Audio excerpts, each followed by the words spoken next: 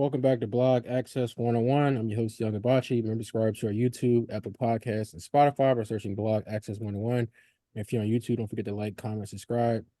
I'm here today with Lolo and Taylor for our Women in Sports Media segment. How you guys doing? Good. Happy to be here. Appreciate you coming on. Start off with the first question. We can start with Taylor. Just briefly introduce yourself. Tell everybody what you do. What made you get into the sports media world, and what your current role in sports is. So my name is Taylor Stewart. I am originally from Columbia, Maryland. Let's see. I went to undergrad at Grambling State University. So proud HBCU grad. I got my master's from Syracuse in public relations. And many years ago, I just knew I was going to be a sideline reporter for ESPN. And I thought that was my way into sports.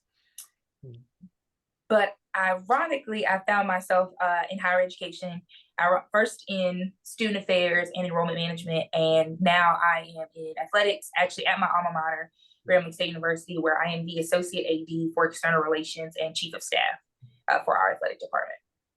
Nice. I had a good season for the men's. Girls did good too. Yeah, very historic season.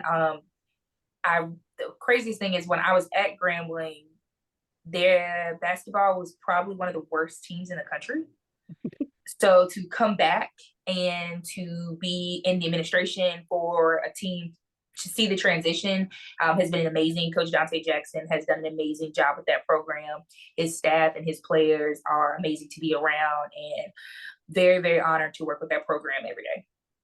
Yeah, because I was telling my mentor, because he teaches at Grambling, like when y'all played at University of Mexico for like a few years ago, y'all was terrible, but it was like a night and day from that to now. I was like, man, it's crazy. Coach Jackson talks about it a lot, about how people told him kind of like, why would you take this job? And what he's done in 7 years is remarkable. Again, a lot of people always know Grambling for football and band, and, things of that nature, but Willis Reed went to Grambling. Willis Reed is one of the greatest basketball players ever. And he went to Grambling. He was a true Grambling fan until his passing. His wife and him attended almost every home football game. Most basketball games at home, they were always there. So that legacy, still lives on even to this day, even with him not being here. Yeah, I got nice football stadium when I went to the one of the games a couple of years ago. I think it was your homecoming, y'all played Valley. But yeah. Lola? Yes. I live in Columbia, so I was laughing when you said Columbia. Small world. But yes, my name is Lauren. I go by Lolo as well. My story was kind of similar. In high school, I was the editor-in-chief of our newspaper for 3 years, and I just knew, and I played 3 sports, so I just knew that I was going to be a sideline reporter or a sports commentator. And I was, I guess, a very odd 17-year-old, because at the time when I graduated, we had just entered the recession. Mind you, I had to Google what a recession was. But once I Googled it and realized, like, yeah, people are really about to be broke and poor out here, I was like, I thought about it and I was like, I'm Black and I'm a woman. It's going to take me a very long time to get where I want to be straight out of college. So I want to go with a safer major where I know that I can come out of college making some money. And so I literally did a Google search again, shout out to Google. And I have my master's degree in occupational therapy. I graduated from Towson University, did a 5.5-year program to get my bachelor's and my master's together. And so that's my full-time job. That's what I do all the time. I recently had my son 2 years ago, and I'm bringing him up because that's kind of how I got back into sports. Basically, a guy by the name of Daniel Artest, Ron Artest's brother, would see my tweets all the time on Twitter about basketball, because that's literally all I talk about, sports all day.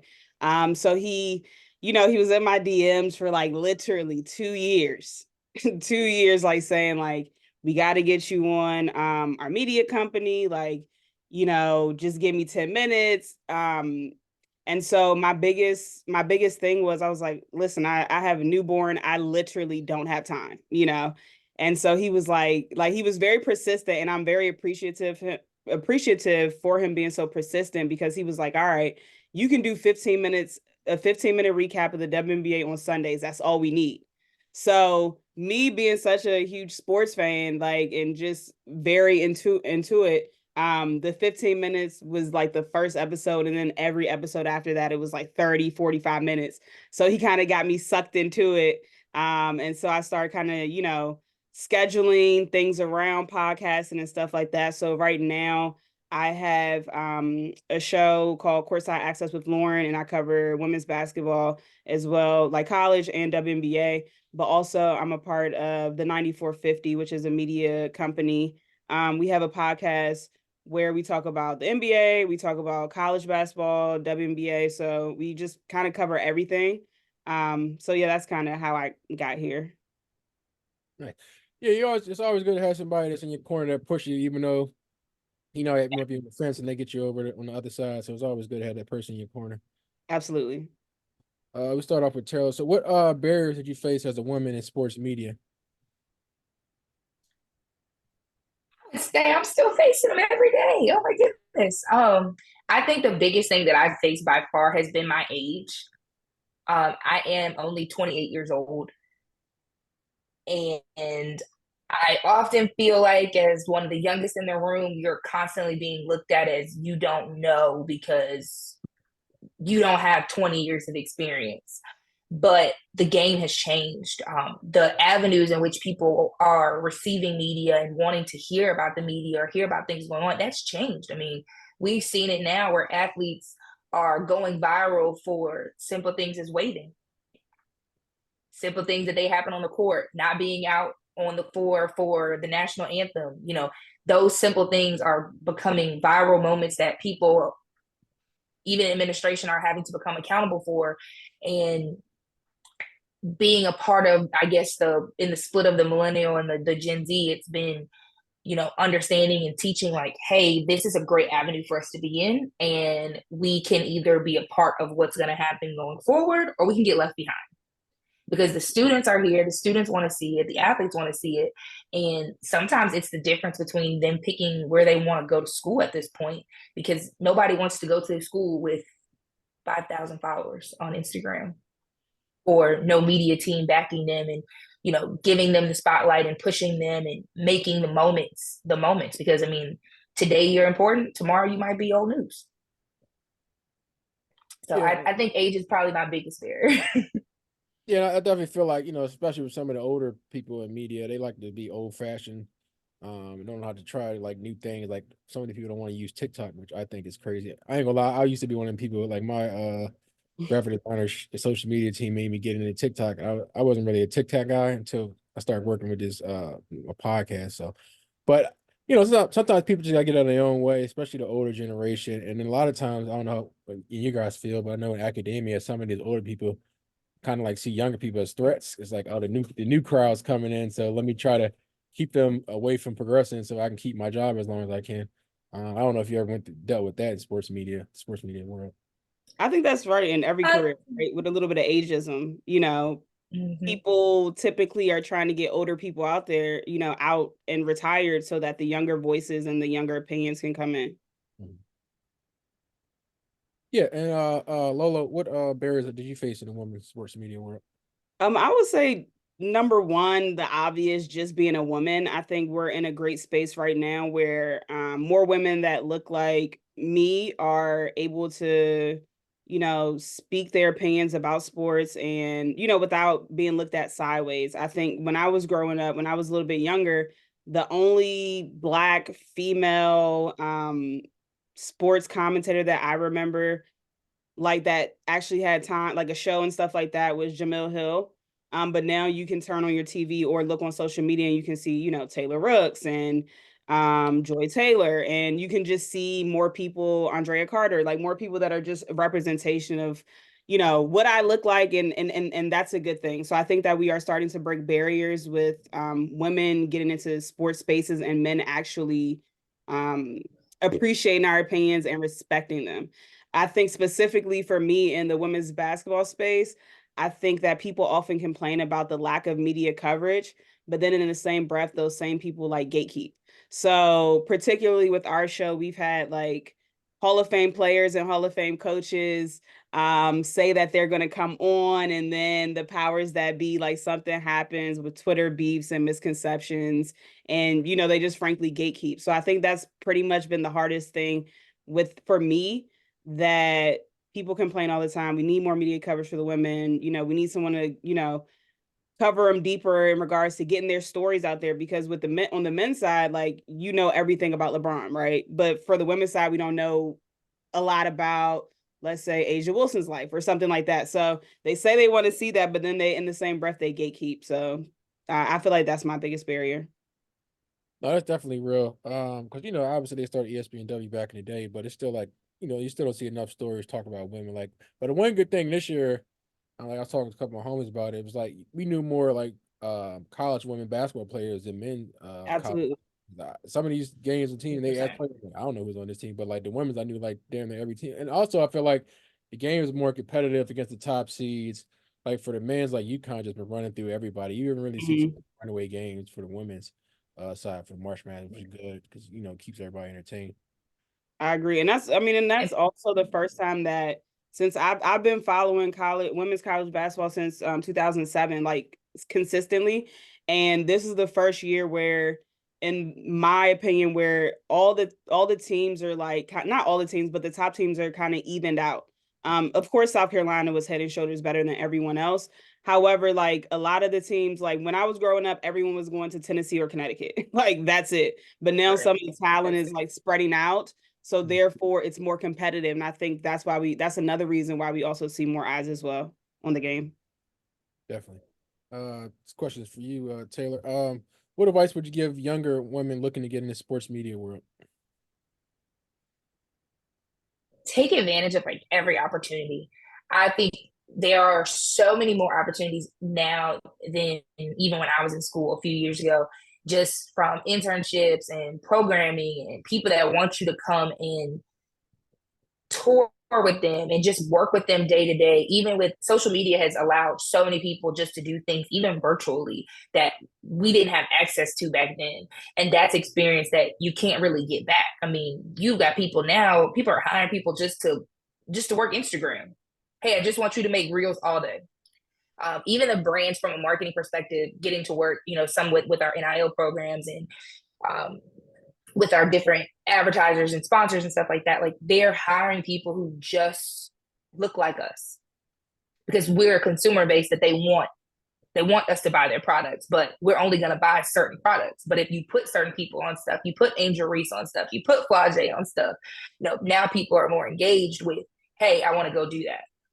So I definitely think just taking it in, taking it on, and take advantage of everything. Like there's so many things open. Just go. Yeah, definitely. I feel like definitely NIL to open up more doors, especially have the younger generation deal with the media, especially like TikTok. We're getting more NIL deals like that, and just having like the players be able to showcase the products or whatever there's like representing through TikTok and other social media. I also feel like social media makes it so much easier for these athletes to get deals now. Like back in the day, you had to be on the news or you might have put something in the newspaper. Now you can just put it anywhere, which is a gift and a curse for some things. Some of these kids be saying some real crazy things on social media, but for the most part, they deal with the stuff they need to post. um, so Lola, what advice would you give to younger women trying to get in the sports media world?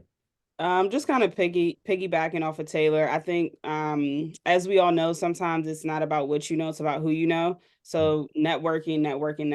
And I think, like both of you guys have said, social media has made it a lot easier. I always tell people, I was listening to a podcast a couple years ago, and it really stuck with me. What's the guy named Mark Cuban, from who used to own the Dallas Mavericks. Um, Basically he said, you don't realize how many times someone told me no. You only need one yes. So I Yeah, think that, especially with this new younger generation, they don't like rejection, which no one really likes rejection, right? But I think when you put it into perspective and realize, like, hey, everyone might not see the vision, but all you need is one person to say yes, one person to believe in you and say yes. And I think I always said anything that's worth having is worth, like, it's going to take some sacrifice, whether that's time, money, relationships, whatever the case may be, it's going to take some sacrifice. So just keep putting one foot in front of the other and just, putting your head down and doing the work, and it'll all come together. Yeah, most definitely. Who's your role model? Someone you looked up to in the sports media field, or just the sports world in general, Taylor? So it's really fun. I have a coworker who's gonna die if he ever sees this. But love my girl Pam from FAMU. Back when I was like in high school and we did TV, like she was somebody you still saw out there. I mean, even somebody who still works out there today. And the fact that she went to HBCU and she's still out there, she's still grinding, like for that original goal of wanting to be on the sideline. Like that's who I wanted to be. That's who I wanted to model my career after at that time. So gotta shout out my fellow HBCU grad for that one. Most definitely. Lolo, who's someone you look up to in the sports media world, or just in the sports world in general? I would say I mentioned Jamil Hill earlier, and I will also say recently I've really, really liked what Joy Taylor has been doing, because she's been flat out holding her own amongst the men. And I love that she has her voice and she's not shy to use it. So that's just, it shows me how far sports media has advanced, but also it just shows that, like, when you really know what you're talking about, you can hold your own against anybody. So I would say definitely Joy. And I like Jamil because she's not scared to talk about everything. Like, regardless of the repercussions or whatever the case may be, like, she's going to be unapologetically herself every single day. So I respect that about her as well. Yeah, Jamil be right at him. So like she don't care what nobody think, At which I all. love. Wow. And and also like, like the Ella Duncans and Uh-huh. I love Candace Parker. I feel like, Yeah. obviously before her was Cheryl Miller, but like I feel like Candace Parker does well for like with the NBA. Yeah. It was good seeing Leah Boston, obviously having a career, preparing a career for life after basketball. Because unfortunately, women still don't get paid the right amount in the WNBA, which hopefully changes eventually. But they still not doing the right marketing and the funding. But it was good to see that like more Black women media representation, especially she saw her former college coach win national championship and her potential future player, but Caitlin Clark playing national championship. So it was nice seeing that. So yeah, Taylor, like, what's your dream job in sports media world? I think my dream job is actually probably still to be probably a deputy AD at the Power Five level. Secretly, somewhere deep inside of me, I still really, really want to commentate again. I'd love to be a part of a show that really brings sports and entertainment together.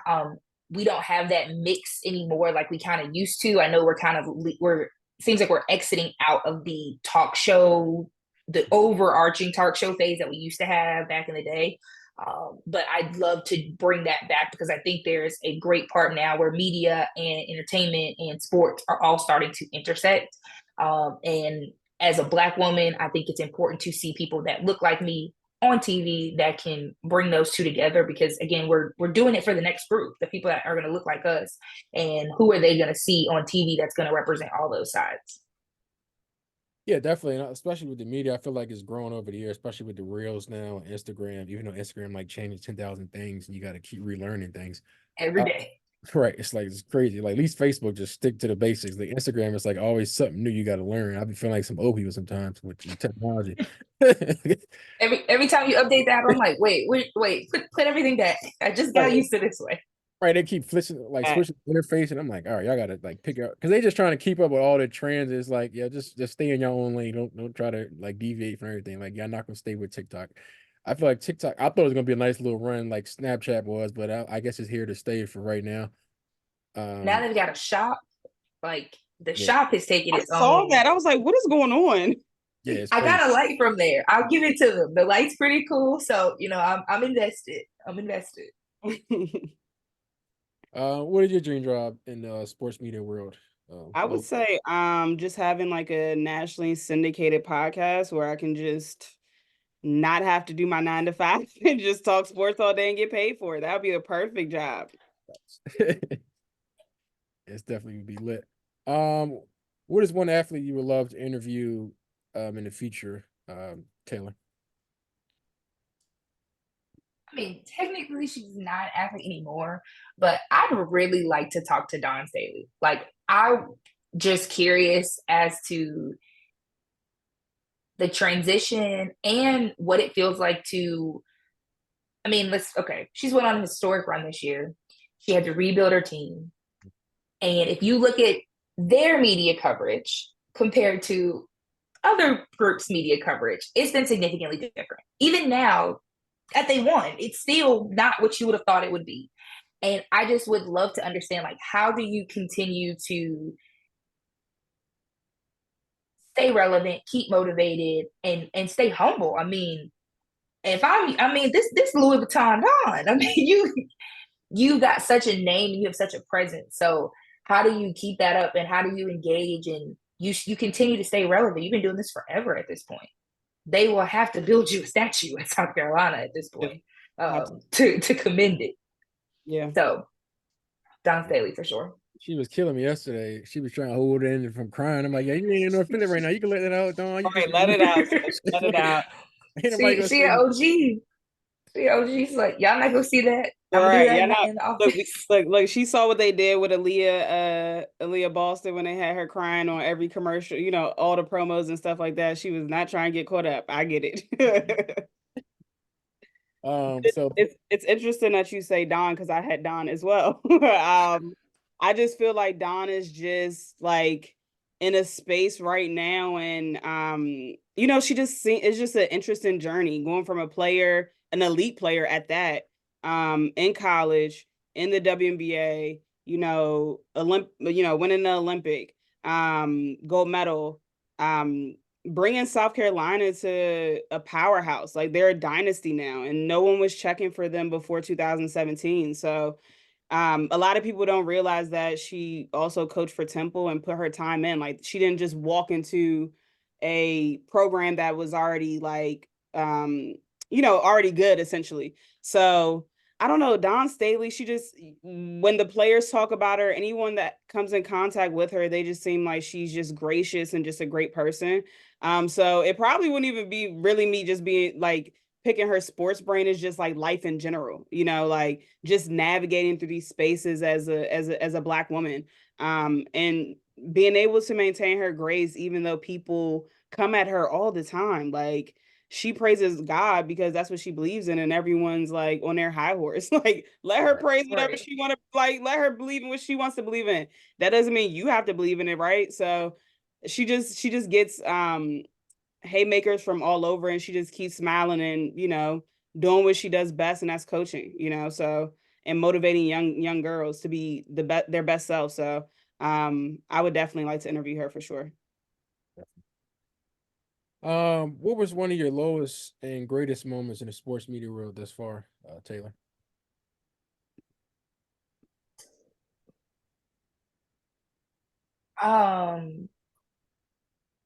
So I will give Lo her credit. I am one of those people. I hate rejection.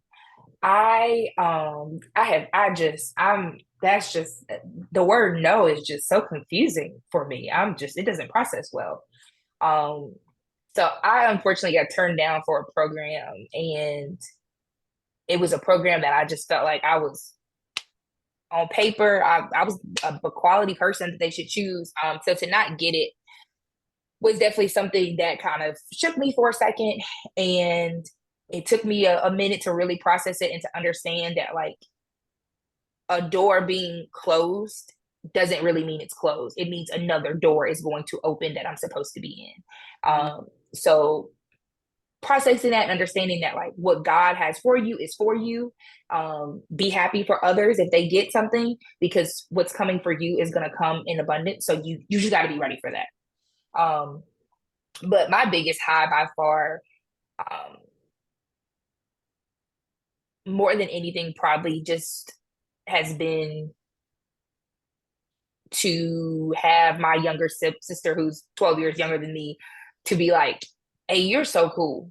Like, you get to go to all these games. You get to be, I know you're at work and you working, but like, it makes me happy that, like, I am impressing this 17-year-old who, I mean, I don't know if y'all been around these 16, 17-year-olds lately, but they are not easily impressed. They are not No. easily moved. They're not things. But I appreciate that, like, to some degree, like, she really looks up to me, and I feel like I'm making her so proud. Like, my parents are cool and all, but like, I feel like I'm her star.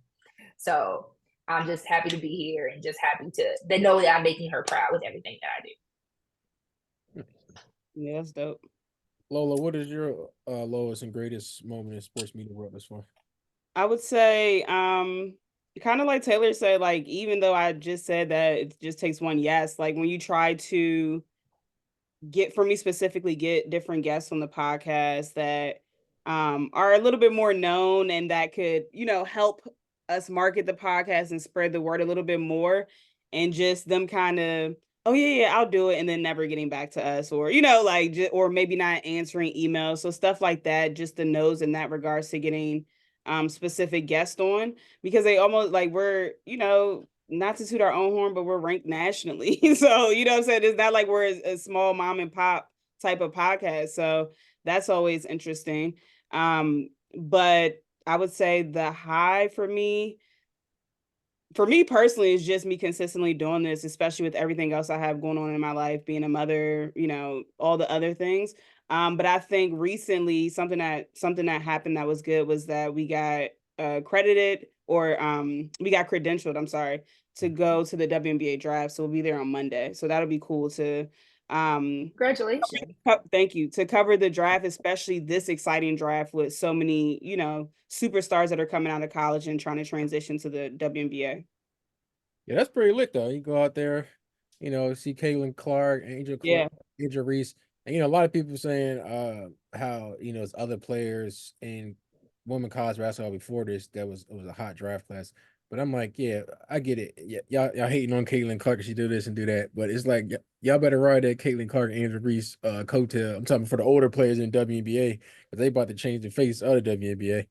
Where you get more media viewership, especially when they play against each other for the first game as rookies in the WNBA. So I mean, I get the older crowd is just like, oh, we didn't really get the recognition, but nobody was scored the most points for men's and women's college basketball. I had one argument with some guy about Stewie, and I was like, Stewie didn't average more than 19 over there at UConn. Like, this girl was averaging what, 27 as a freshman, and what, 32 this year, and then you Well, got I think Andrew. Listen, I think it's about context though, right? Because I had a conversation with somebody yesterday and they were like, no other women can do this. And I'm like, just because you haven't seen them shoot logo threes and from 35 feet doesn't mean they can't. Right. She plays in a system that is heliocentric. So they are like, the team is like, she is the focal point of the team. So her coach allows her to do that. If she went to UConn, she would not be shooting logo threes. I can promise you that. Oh yeah, I think people get like, you have to put everything in context. Like, she can do that because of the system that she's in and because of the coach that she has. So I am one of those people that's like, I appreciate Caitlin Clark. I think that she is a phenomenal player. I think that her playmaking abilities are underrated. Like, a lot of people always talk about her shooting abilities, but her playmaking abilities are even better than her actual shooting abilities. When she goes to the W, she'll have better teammates. She'll have pros that can actually catch the ball and finish at the rim. So we'll see her playmaking step up another notch. But for me, because I've been watching so long, when people when people say that she's the greatest of all time in college, I just have a problem with that. I don't agree. And I feel like if you only been watching women's basketball for 3 years, you really don't have a say in the conversation. Who would Well, that would take a lot of people out. Well, yeah, see ya. So who And would you they're the say? loudest ones. Exactly. Say it again. I said, who would you say was the better? I guess the best player all time for women's college basketball outside of Caitlin Clark. So for me, you have to have hardware.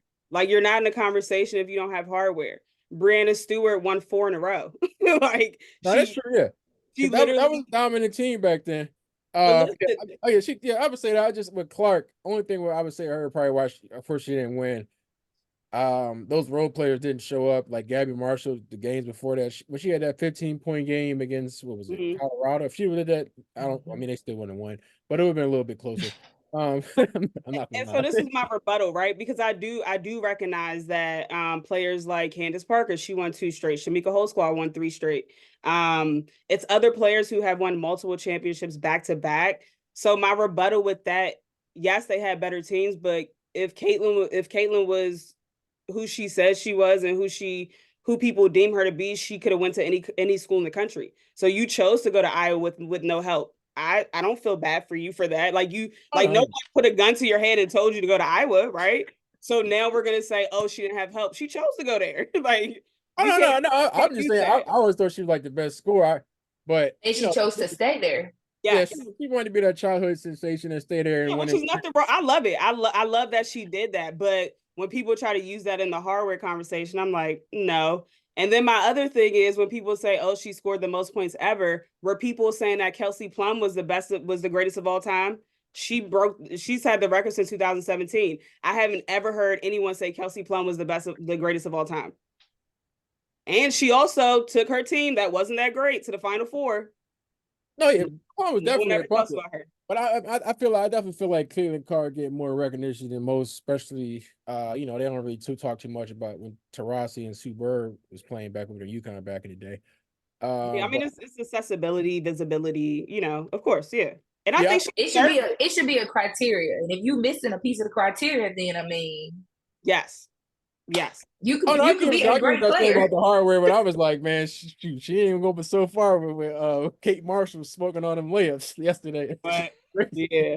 Yeah. No, I agree. I mean, like I said, that's why I think that next year, I think it'll be a number of things. I think will the referees, because the same referees that are in college also ref in the WNBA, are the referees gonna still give her the same calls that she gets? Because the WNBA is very physical. Like, and that's what a lot of people don't understand. Like that's why the transition from college to the WNBA is so difficult because you're playing against women that have kids. You're playing against women that they need to make this roster spot because it's only 144 in the entire league. You know what I'm saying? Like they're literally going to try to take advantage of the rookies. So I'm interested to see how the referees call her games if they still give her the same calls that she got in college.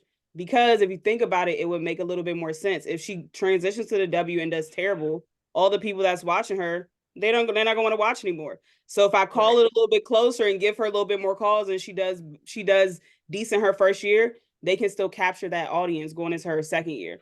So I think the next couple of months are going to be very, very interesting. But I'm not one of the people that thinks that she's going to be like struggling tremendously because, like I said, she's playing with better players and she's playing with the best back to the basket post player in the league. So that'll take a lot of pressure off of her as well.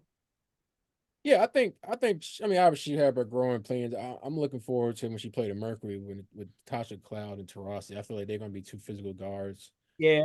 See how she reacts to it. Then also, I mean, against Sabrina when they play New York, I know they're going to throw a lot of bodies with her and Stewie and a couple other guards. But those are two matches I'm looking forward to see when she plays. So we see how that goes. And then she played Copper over there in Chicago. So we'll see how that goes. No, Copper got traded to She did? Phoenix. I mean, I'm sorry, she didn't get traded. She signed. Yeah, she got traded to Phoenix. Yeah, so she's on Phoenix now. Natasha Cloud, Kalia Copper, Diana, Brittany That's Grant. great. They got a little squad over there. All right. Damn. Mercury got a little back to having an old squad again. Yeah. Then BG finally back for full season, so everybody should be good and back in shape. Yeah. Yeah. Just, let everybody know where they can follow you at. And obviously shout out your podcast as well too, so know people to subscribe to. On Twitter, my name on there is Lolo Bike, BYKE. You can follow me on there. And also the podcast is at the 9450. I do starting when the WNBA season starts, I will start my podcast again. My personal podcast is called Courtside Access with Lauren. And you can find that on all social media. I'm sorry, you can find that on streaming platforms. And also stream the 9450 as well. Yes. Taylor. My Twitter handle is Taylor B Stewart, and my Instagram is the original T Stew. I appreciate you guys coming on. Absolutely. Thanks for having us. Absolutely. Thanks for having me. No problem.